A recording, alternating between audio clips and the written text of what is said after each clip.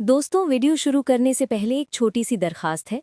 अगर आपको ड्रामों की असल कहानी, अंदर की खबर और वो सच जानना है जो टीवी पर आने से पहले लिखा जा चुका होता है, तो अभी चैनल को सब्सक्राइब कर लीजिए और बेल आइकॉन ज़रूर दबाएं, क्योंकि आज की कहानी सुनकर आप वाकई तालियां बजाने पर मजबूर हो जाएंगे।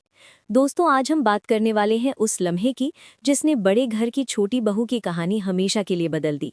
वो लम्हा जब सबको लग रहा था कि अब सब कुछ खत्म हो चुका है, जब राय मैंशन के शानदार हॉल में पुलिस खड़ी थी, जब सुर्ख बत्ती की रोशनी दुर्गा देवी के दहाइयों पुराने गुरूर पर पड़ रही थी, और जब एक ही नाम एक इल्जाम के साथ गूंज रहा था, अहाना राय।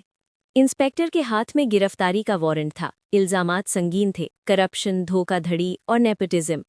बाहर अपनी काली गाड़ी में बैठा गंगूली मुस्कुरा रहा था। उसे पूरा यकीन था कि आज राय खानदान की इज्जत खाक में मिलने वाली है।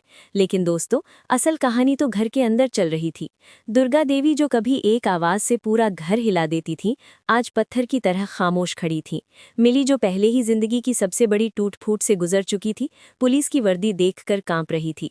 पिशमोनी के हाथ लरज रहे थे। पोल्टू दिल ही दिल में जश्न मना रहा था, और पारोमिता अपने शौहर के बराबर खड़ी होकर भी दिल से अहाना के साथ थी।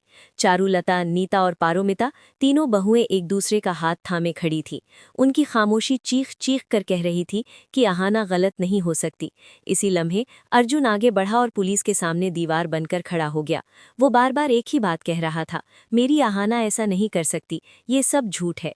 इंस्पेक्टर एक कदम आगे बढ़ा, हथकड़ी की ठंडी आवाज पूरे हॉल में गूंज गई। ये वो लम्हा था जब हर नाजिर की सांस रुक गई। लेकिन दोस्तों, यही वो जगह थी जहां कहानी ने जबरदस्त करवट ली। अहाना ना रोई, ना चीखी, ना गिड़गिड़ाई। वो पुरसुकून अंदाज में एक कदम आगे बढ़ी, साड़ी के पल्लू से फोन निकाला और ठहरी हुई आवाज में बोली, सर, मुझे हथकड़ी पहनाने से पहले एक आवाज सुननी होगी। और फिर पूरे हॉल में एक रिकॉर्डिंग गूंजने लगी। वो गोपाल की आवाज थी, रोम्पा की साजिश थी और गंगूली का नाम था।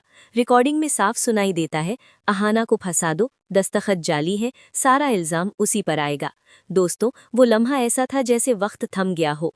रोम्पा का चेहरा सफ़ेद पड़ गया, बॉस के तासुरात बदल गई, गुस्सा हैरानी में बदला और हैरानी शर्मिंदगी में।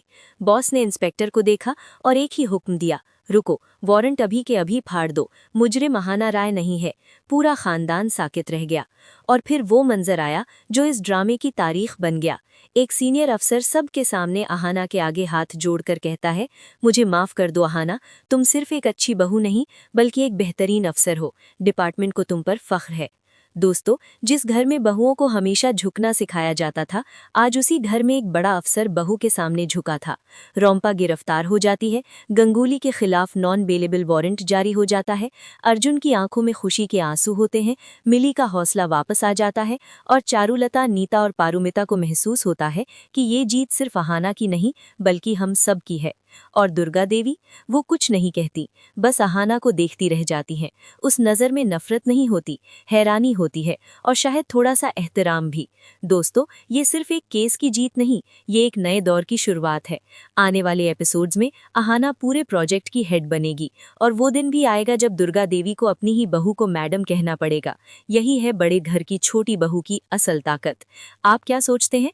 क्या दुर्गा देवी वाकई बदलेंगी, या ये जंग अभी बाकी है? कमेंट में अपनी राय जरूर बताएं। वीडियो पसंद आए तो लाइक करें, चैनल को सब्सक्राइब करें और बेल आइकॉन दबाना मत भूलिएगा।